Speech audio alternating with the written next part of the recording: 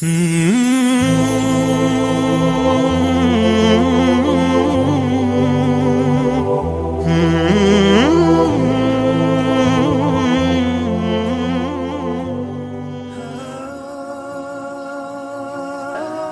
hearts, it's very difficult to do. And Allah's Rasul was warned by Allah, لو أنفقت ما في الأرض جميعا ما ألفت بين القلوب. This is something very critical to understand. Joining hearts, it's not easy. It takes a lot of work to join hearts with people. This is why you're allowed to lie to join hearts with people.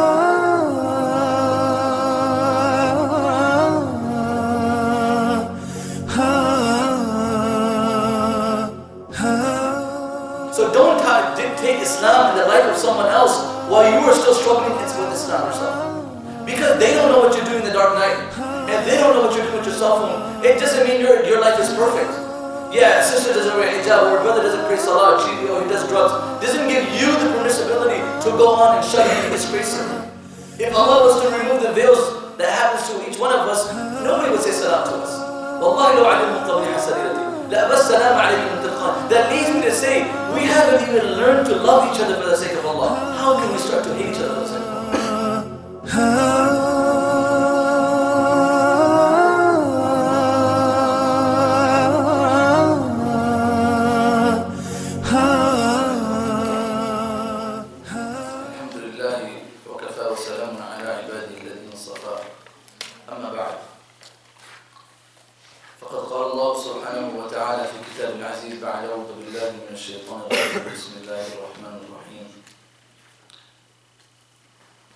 يا أيها الذين آمنوا لا يسخر قوم من قوم عسى أن يكونوا خيرا منهم ولا نساء من نساء عسى أن يكون خيرا منهم ولا تلمزوا أنفسكم ولا تنابزوا بالألقاب بئس الاسم الفسوق بعد الإيمان.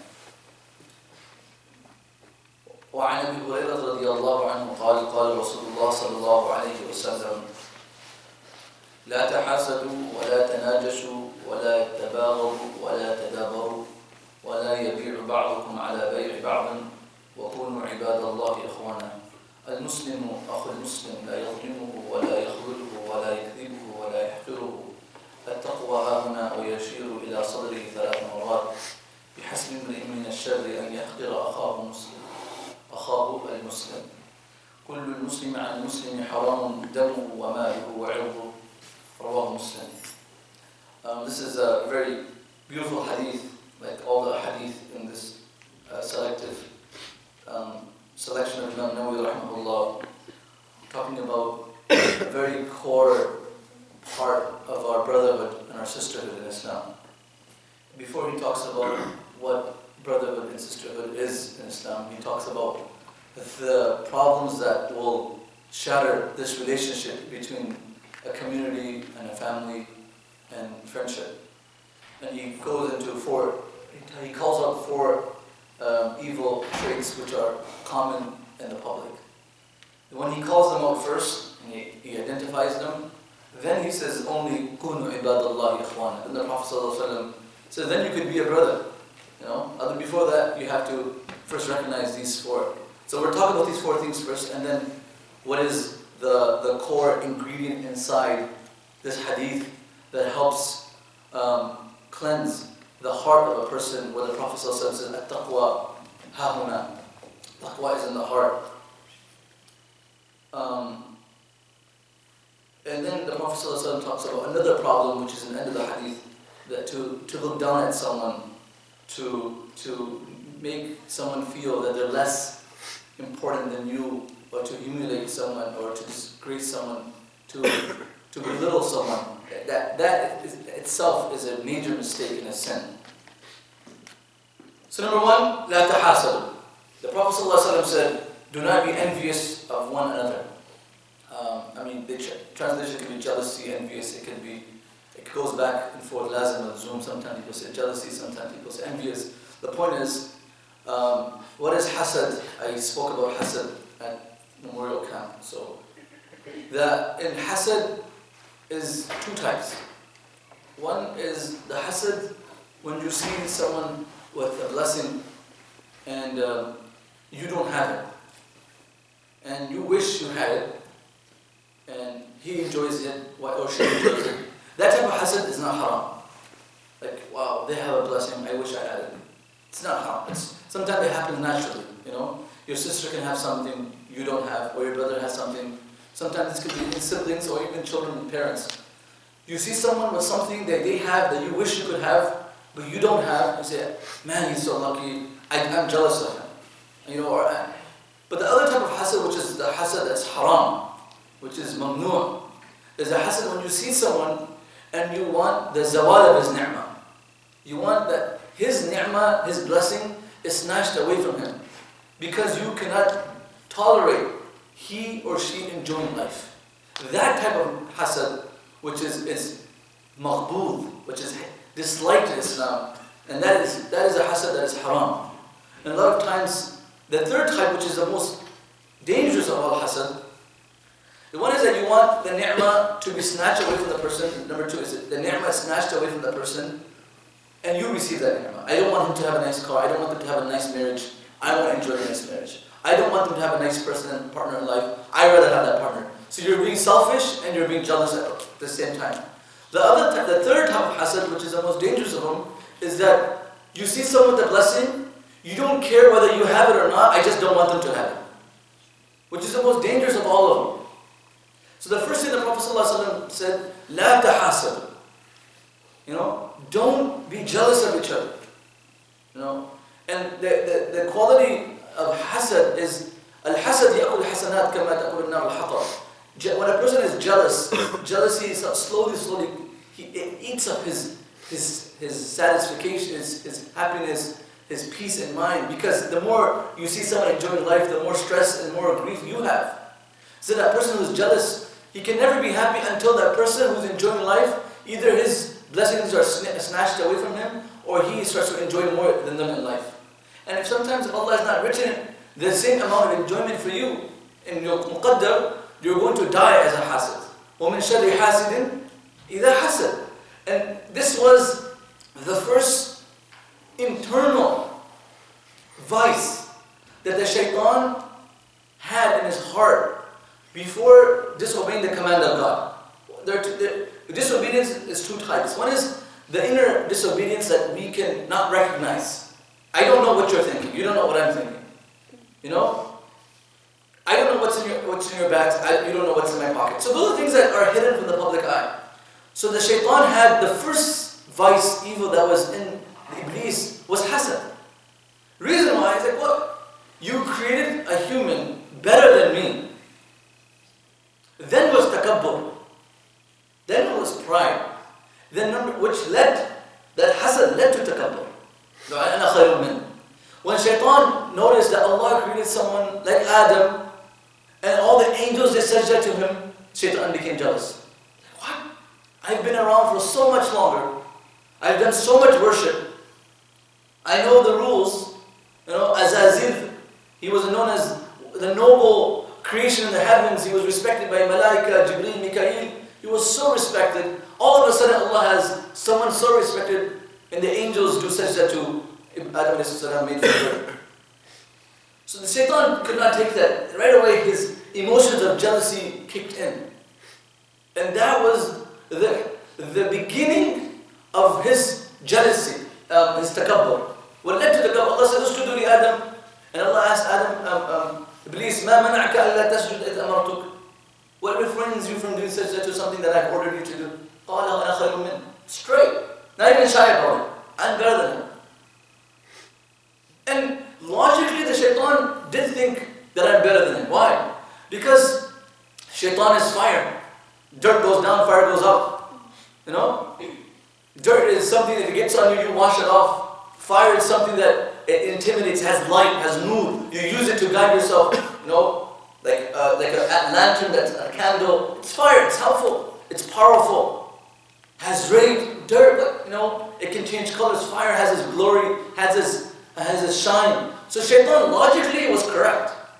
Logically he was correct. I am better. So if a white person says to a dark person, I am better looking than him, that would be takabbur. Because shaitan uses logic. If an Arab says to an Ajam, I am better than them because I'm Arab, that would be takabbur. Because Allah says in the Quran, وَجَعَلْنَاكُمْ شُعُوبًا وَقَبَائِلَ لِتَعَارَفُ. We made you different, not so you can do takabbur, so you can recognize each other from the different ethnicities and families and tribes that you're from. إِنَّ أَكْرَمَكُمْ عِنْدَ اللَّهِ أَتْقَاكُمْ. So the shaitan led that logical thinking process of shaitan led him to takabbur. أَنَا خَيْرٌ خَلَقْتَنِي مِنْ نَارٍ وَخَلَقْتَهُ مِنْ طِينٍ. Which later on led to so much more evil of shaitan's rebelling from the command of God. It's one that led to so many of him being cursed. We're not going to go into the history of the shaitan. So the hasad that was caused, the first reason why Qabil killed Habil was because of hasad. Now you notice, hasad can also be in siblings. And the hasad that is in siblings and families is the most dangerous amongst them all. It's more dangerous than the one that's outside, because the people outside will hide it from you. And they see you sometimes. But your brother, your sister, you see them all the time. Sometimes you see your mother give more preference to your sibling because maybe they're doing the MCAT, or maybe they're more successful in education. So they start giving their self-preference. And we know that the preference of the heart is forgiven. As long as there's no injustice. Like a teacher can teach a class, and I can keep a student as my favorite student because that student is excelling in class. But as long as I don't do oppression or dhulm, I start to feel the student because his attitude is wrong. I start to do harm to him for no legit reason. He's not done anything permissible for me to fail him. There is assignments and I'm failing him. Then this will be bughd, and I'll use my own nafs to get involved in this. So you can have preference like Prophet ﷺ had his own preference for Aisha over other wives. And he told Allah subhanahu wa ta'ala, don't question me for the love that I have for Aisha. That's just natural. So parents can have special love for a child that they don't have for another child. It's just natural.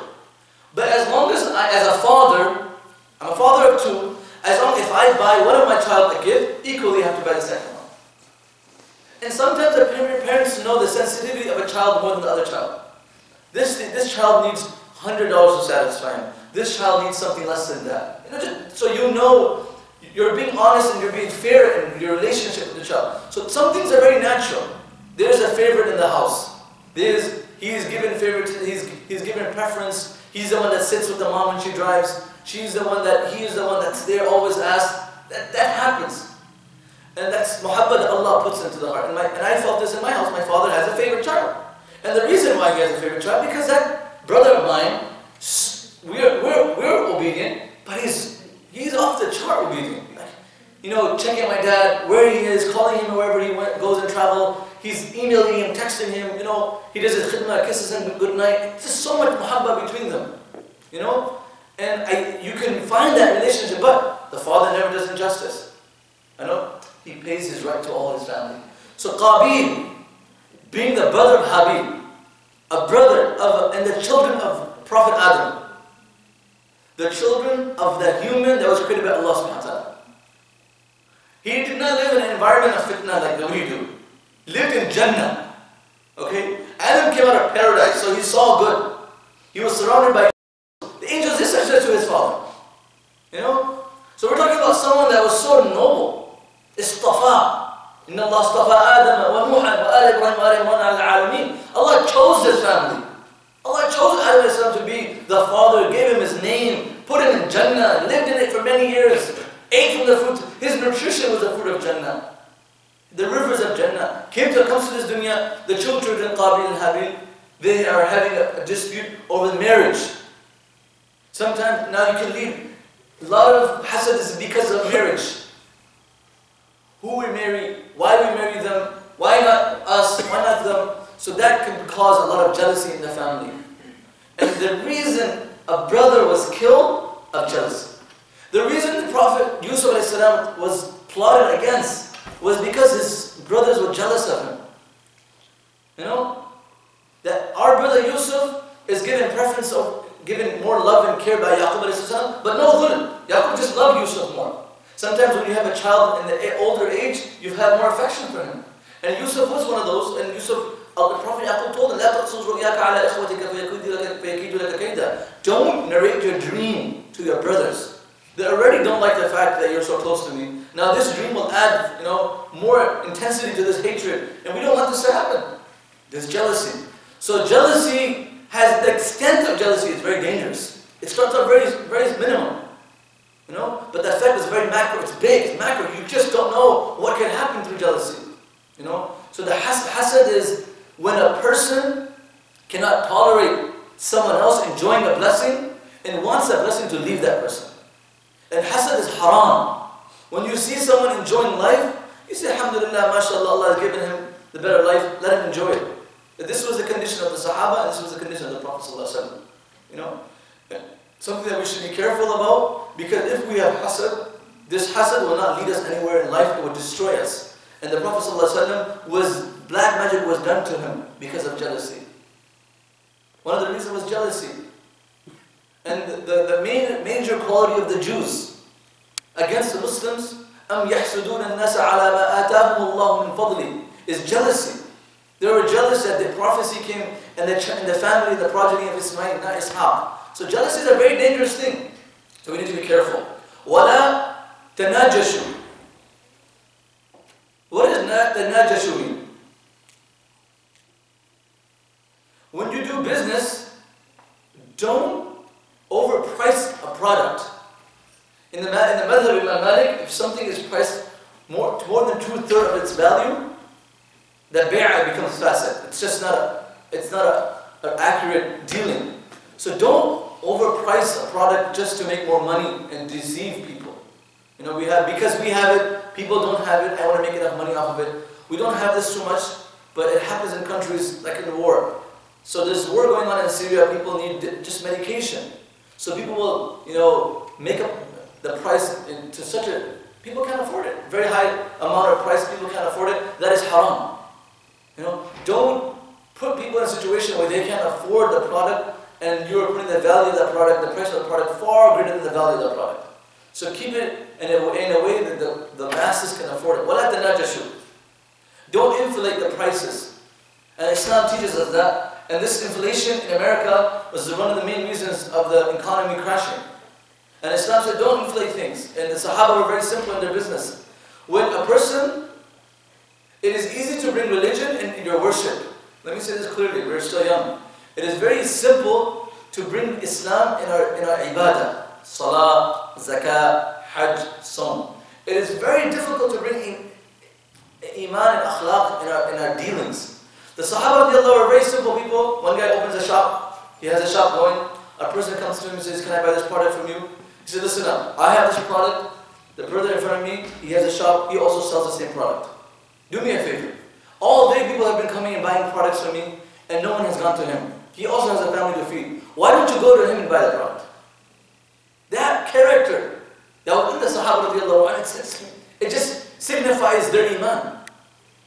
So when in the masjid, yeah, wow, we're amazing people. But to carry that character to work and school and office and friends and at our business and our personal life, that's where it's developed. And that's the whole purpose of Islam. So don't inflate your prices and if you're selling a car, it should be, or a cell phone, because the iPhone 6 is not out, you're going to put a double price to it. And there is a place where you can do business to it, where you can make enough money about it. Go ahead. But to inflate the price so much that the person loses that product and you're not getting even 10% of that money back, something that should be avoided. وَلَا تَبَاغَضُوا. Bughd is do not show hatred to someone. And hate someone for a purpose which is not religious, a dunyawi purpose. Why I'm saying this? Because Islamically you can boycott someone. You can stop talking to someone. البغض لله والحب لله من أحب لله وأبغض لله ومنع لله وأعطى لله فقد استكمل الإيمان. Sign of Iman is to hate someone for the sake of Allah. But we'll get into the hating for the sake of Allah in a different next part.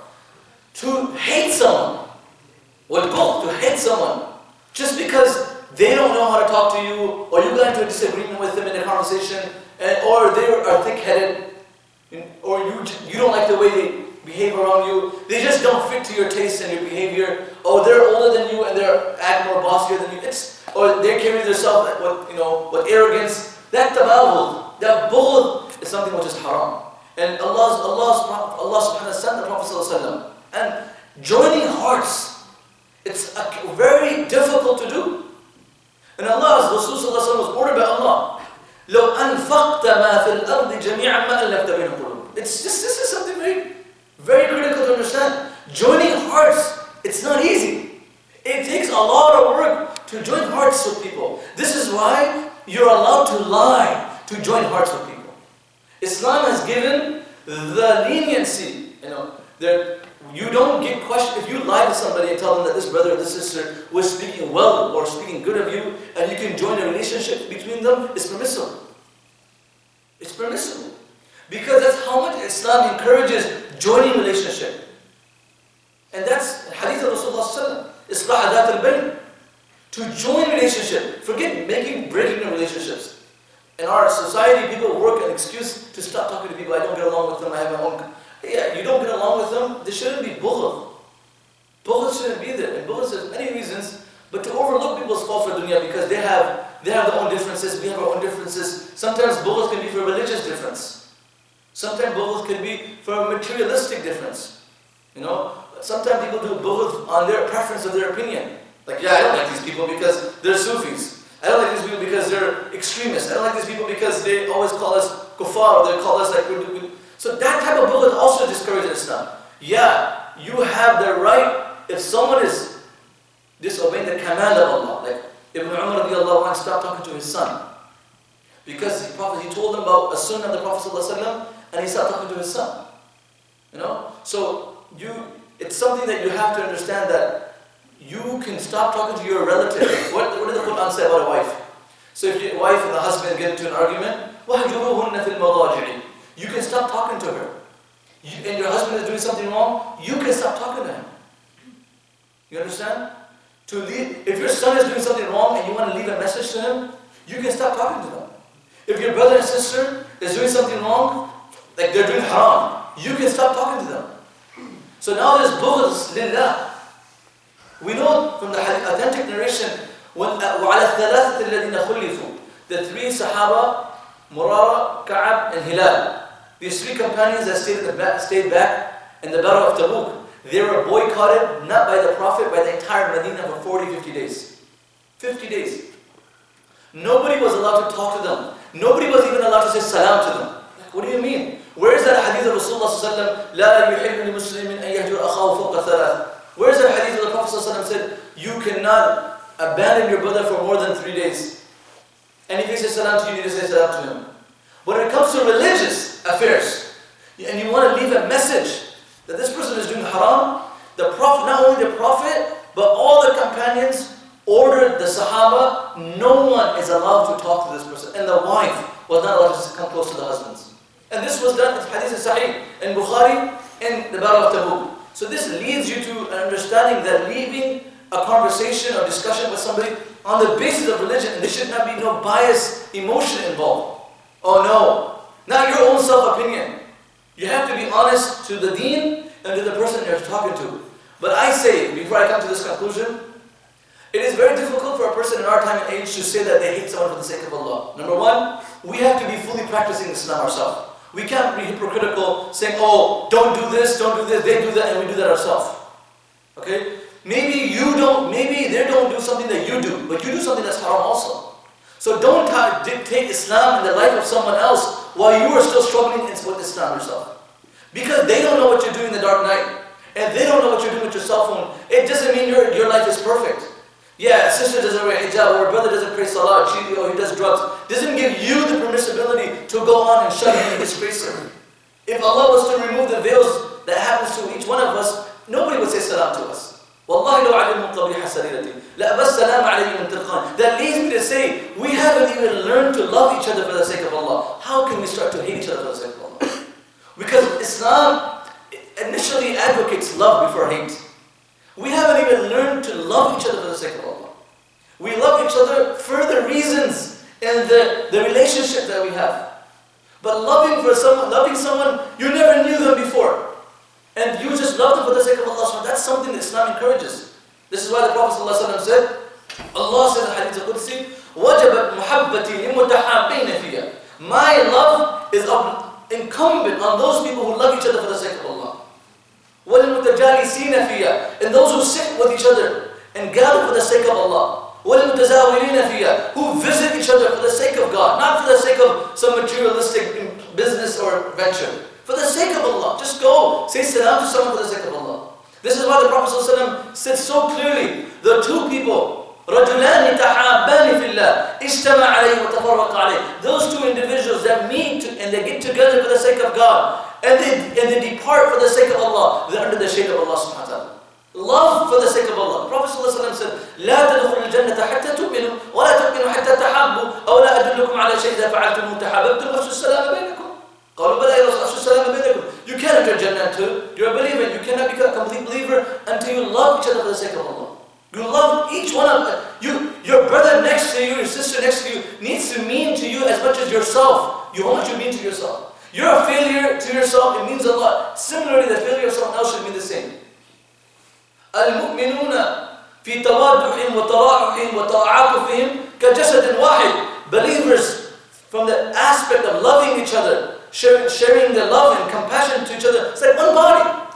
If the body if when the human starts to feel sick, إذا اشتكى رأسه اشتكى جسد اشتكى كله. إن اشتكى عينه اشتكى كله. If your head hurts. Similarly, if there's a Muslim or sister in our community that feels some difficulty in life, we should feel their emotions. We shouldn't just ignore them. Hey, I don't know them, they never talk to me. Reach out to them. That love. You know, sometimes you might do something for someone that's in need right now. Years from now, they'll remember it and they will reward you in akhirah. For sure, the reward is in akhirah. You know, one thing that never goes in vain in this dunya.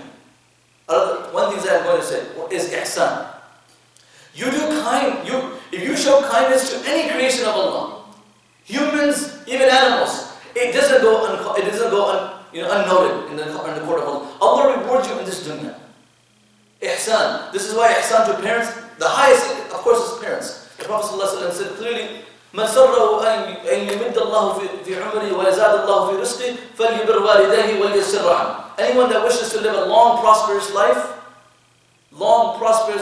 with barakah and blessing and happiness and enjoyment, let him know or let her know she needs to have two qualities. One, show kindness to your your mother or your father, and kindness to your relatives. Allah will give you the best life.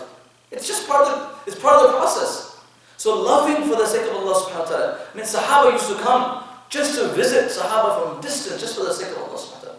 And it's encouraged in Islam. The Prophet ﷺ said, إِذَا أَحَبَّ أَحَدُكُمْ أَخَاهُ فَلْيُخْبِرُهُ أَنَّكَ تُحِبُّهُ. If you love a person for the sake of Allah, go to that person and tell them, I love you for the sake of Allah. It's encouraged. It's not against our modesty. It's encouraged if a brother goes to another brother and says, yo, I love you for the sake of Allah. I'm behind you, I'm with you. If you need anything, call me. I'll stand next to you. And a friend is a friend that stands next to a friend in adversity, in difficulty. You know? You know? So it's like you have to understand that Islam is encouraging hub before bughd. Now if you hate someone for the sake of Allah, it's understood. But there should be no biased sentiments in it.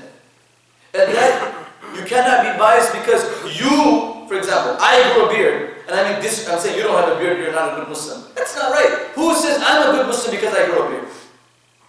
You know? Who can define me? Our ulama used to say, imagine when you get praised. Just imagine you're being praised. They say, MashaAllah, you're a shaykh or you're a shaykh, you're a good Muslim person, and you're in your grave and you're being punished by Allah. What benefit is a praise?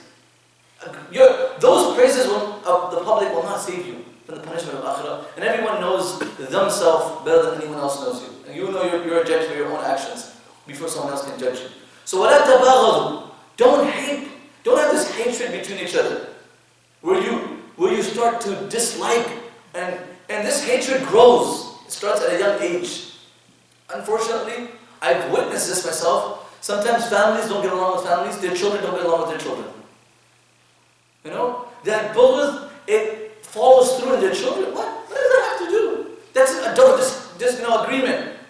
Why do you have to carry the same disagreement with your friends? If your parents don't get along with something, that's different. And sometimes their disagreement is childish. It's not legit. They're humans, they have mistakes too. So don't follow the mistakes of our elders. Follow the good and the kindness that they teach us. So that's something I want to make very clear. A lot of times we carry the same animosity and hatred and jealousy and problems that our parents have with other families. We shouldn't carry that. It's not related to us. Yeah, if somebody does something for the sake, somebody says, I don't believe, somebody says something against Aisha radiallahu anha, or Azwaj al-Mutahhara, or Ahl al-Bayt, yeah, you know what? Gotta be careful. We do Amr bil Ma'ruf, and if this person continues this behavior, we'll try our best to make him better, otherwise we'll take him away, we'll step aside. The Prophet ﷺ said, "Unsur akhaka zaliman aw madluman." Help your brother when he's an oppressor and when he's being oppressed. Sahaba said, we understand. In kana madluman, fakayfa antu zalim. Like, if someone is being oppressed, we can help him. How can we help someone who's an oppressor? The Prophet ﷺ said, "Tu'inu ala al-haq." You go to him, tell him he's doing wrong. Go to him, tell him that's wrong, akhi. You can't do that. Number four, وَلَا تَتَابَرُوا. Don't turn your back on your friends, on your brothers and sisters. Someone comes up to you, you just walk away. You ignore them. You say salam to 4 people, the person in the 5th person, you ignore it, say to the 6th person. I've seen this myself.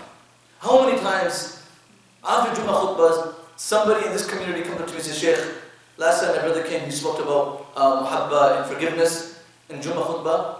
Brothers in this community came up to me and said, Shaykh, I went outside, and a person I never said salam for 2 years, I went up to him, I took my hand, I stretched my hand out to me. He said, what? People like you don't deserve my salam. And he walked out. He said, I cried. I said, are you serious? This guy just heard a khutbah. I know I did wrong. I'm asking for apology. And this is not once. I did a khutbah once on the same topic, and brothers have come up to me and said, Shaykh, right after the khutbah, I went and I tried to hug someone, I apologized to someone who just walked out from me, ignored me. A person becomes so numb, and they justify it. You know what they say? I hate it for the sake of Allah. I hate it for the sake of God. That justification is not honest. It can't be true. Because the Prophet ﷺ, when the non-Muslims would say, Salamu alayk, they would curse the Prophet. You know the story. And the Prophet would reply to them, may my life be sacrificed on Habibullah, wallahi. That lesson teaches you so much. And Aisha radiallahu anha says, Ya Rasulullah, they're cursing you. Curse them back. Prophet Aisha, take it easy. Easy. I've been sent for mercy, not here to curse people. Do you hear what I say? I don't say wa alaykum salam, I say wa alayk. Whatever you're saying to me goes back to you, but I don't add to the curse. I don't add the punishment to you. And the kuffar would do this to Rasul. The kuffar would sneeze in front of the Prophet ﷺ and say, Alhamdulillah, so they can get the Yarhamukullah Rasulullah. And they knew that if we got the blessing of the Prophet, it would make our day. It would make our happiness in this life. So the fact that the Prophet ﷺ accommodated non-Muslims, munafiqeen, he accommodated the greatest munafiq. He took care of it. Who are we to say we can boycott people? So I think this is something that very clearly understood. Don't turn your back on people. It's not acceptable, and Islam discourages it. And if you and I continue to do this, where are we going to build a muhabba? Like I said, joining hearts, it takes the biggest cost. And what did the Prophet ﷺ say to join hearts? Prophet ﷺ, tahadu tahabu. Give gifts, and you'll fall in love with each other.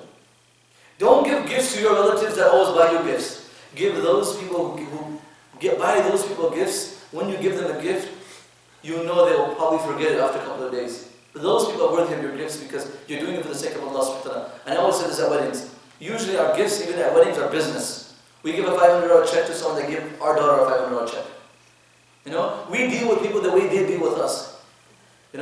We need to go out of that box and be more broad and sharing our ideas and hadiyas. I swear to God, be simple. I was in Windsor and I was leaving, and these guys are very simple people. One guy came with a perfume, another person came with another i'tar, and they're giving me very basic, and a sign of takabbur, a sign of pride is if someone gives you a basic hadiyah and you feel like you're not eligible of it, I deserve something better, that's a sign of pride. If someone buys you something humble, and he's like, just something simple, take it. Even the Prophet ﷺ said to Aisha, even a piece of bone, you can't reject. Don't feel I'm too great for this, I deserve, if you're going to buy me a gift, it needs to be worthy of my status and my personality. It's not like that. So tahadu, it's not the cost of the gift that wins the heart, it's the sincerity behind the gift. Remember this. It's not the cost or the price of the gift that you buy a person. It's the sincerity and the effort that is made with the intention to join relationship and muhabba with each other wins the heart of a person. And this is why Allah said to Rasulullah, God, for a second, person with the best character, khuluq. Khuluq, Imam Ghazali says, there are two types of character. One is khuluq, which is natural. Some people are just born naturally very nice and soft by their nature. And some people are born like Musa and Umar, very tough, aggressive by nature. But khalaqa, from the Arabic word, it means to create, to develop. Imam Ghazali says in his Ihya, if a person works on his character, Allah will make him soft. Because that's the base of the human's creation. He's not made from fire, he's made from earth. You can change the format of the earth.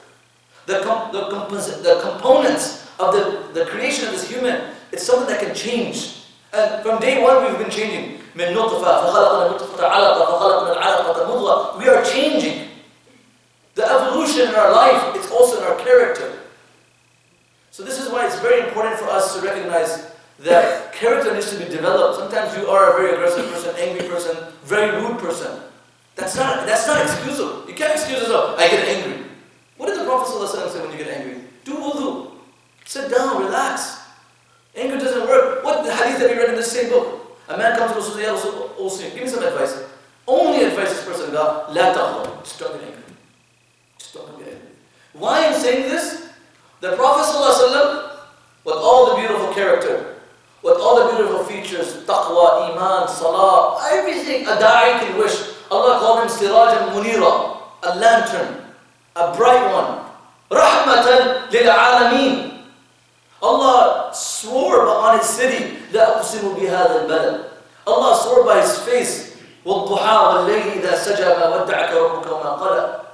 Allah swears by his life, لَعَمْرُكَ إِنَّهُمْ لَفِي سَكْرَةٍ يَعْمَهُونَ. Allah never mentioned his name in the Quran, except with Rasulullah next to it. Giving respect to him so much that every time he called out the Prophet, يَا أَيُّهَا الْمُزَّمِّلْ يَا أَيُّهَا الْمُدَّثِّرْ يَا أَيُّهَا النَّبِيُّ يَا أَيُّهَا الرَّسُولُ إِنَّا أَرْسَلْنَاكَ شَاهِدًا مُبَشِّرًا وَنَذِيرًا طه, Yasin, all these names are given to Rasul in respect. After all of this, the Prophet ﷺ has so much in him. He's known as Sadiq, he's known as Ameen. He says it himself. And we all talk about it. Aisha says the best character in the world. Allah is saying to the Prophet ﷺ, لو أنفقت ما في الأرض جميعا ما ألفت بين القلوب. Sometimes we say, money will win the hearts. No, it's not. That's not the money. And the Prophet Allah says over and over, هو الذي أيدك بنصره والمؤمنين. لو أنفقت ما في الأرض جميعا. Allah says over again, if you were to try to join the heart, you couldn't do it. No. You were enemies, Allah joined you together. كنتم أعداء فألف بين قلوبكم. فأصبحتم بنعمته إخوانا. You were enemies, Allah brought you together. Talking to the Muslims at Medina. So this is very important that alhamdulillah we love each other, where our love needs to increase. We need to take our limits asking for each other. Not only in a group format, how you doing sister, how you doing brother, but in a personal format. Checking up on each other, texting each other. Not the same people that you've been texting from Genesee Academy that was in your second grade. Grow out of that circle. I don't like that. And I say this again. We've been in the same little nutshell. Okay? We went to school with these people. We went to college with these people. We got married. We got away. We need to grow. We're not just flip base. And we're still living with the problems that we had in middle school. We've grown. We have more people to worry about. People forgive. People have died. And we're still living with issues that should have been buried a long time ago.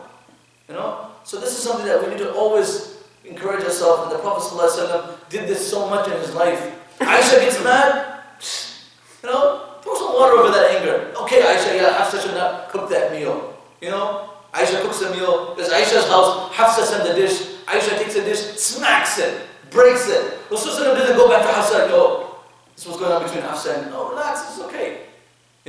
So again, this is something that we need to if someone does wrong to you, it's not a big deal. Sometimes the sifa of a believer, it's very ajib. Hassan Basri says, Sometimes a believer, you might look at him and you might do wrong to him and you think, oh, this guy's a fool, he doesn't know he's being fooled. It's not that he's a fool, that he's allowing you to fool him. It is his piety that's excusing you. You understand? He knows, he's very cool. Sometimes the silence of a person doesn't show this person's talent. You shouldn't say, oh, this person is silent, he's quiet, that doesn't mean that shows that he has nothing to say. The silence of this person shows the wisdom of this person. This is why the Prophet ﷺ said, if you're going to associate with someone, associate with those people who speak less. When they speak, فَإِنَّهُ يُلْقَى الْحِكْمَةِ. When they speak, they will give wisdom and they'll give you lessons. So don't underestimate people that don't talk. Sometimes they're very quiet. Don't think they're mute. But when they speak voluminous. So next one is number 5. وَلَا يَبِيعُ بَعْضُكُمْ عَلَى بَيْعِ بَعْضٍ. Don't send a deal or make a deal when original deal is already made in business. This also goes in marriage. وَلَا يَخْطِبَنَّ أَحَدُكُمْ عَلَى خِطْبَةِ أَخِيهِ. If someone has proposed to someone and the proposal has been accepted, it is haram for another person to come to propose to him, or vice versa. Now, if the discussion is in an initial stage, people are coming, one person walks into my house, asks the hand of my daughter, I don't have any daughters, so I'm just giving an example, okay? Asks for the hand of my daughter, next week someone else comes, next week someone else comes. Now when I made my mind that I'm going to give my daughter to Fulan bin Fulan, it is haram for someone else to come down to my house and say, you know what, my son is far better than their son. Give our daughter. And for me, it will be also haram. Unless I go to that family and I ask them, can I please terminate this agreement and give my daughter to this family? That is an exception. But to do a business, when I'm selling my phone, and I already made the deal with somebody on eBay, it's done. He won the bid. To go again and terminate that deal, it's something that's not permissible in Islam. And also ethics. And that's how Islam says, وَلَا يَبِيعُ بَعْضُكُمْ عَلَى بَيْعٍ. If somebody, for example, wants to build my house, and he gives me a deal, and I agree to him, and somebody else comes and says, you know what, I'll give you a better deal. I already made the deal. I've already made the deal.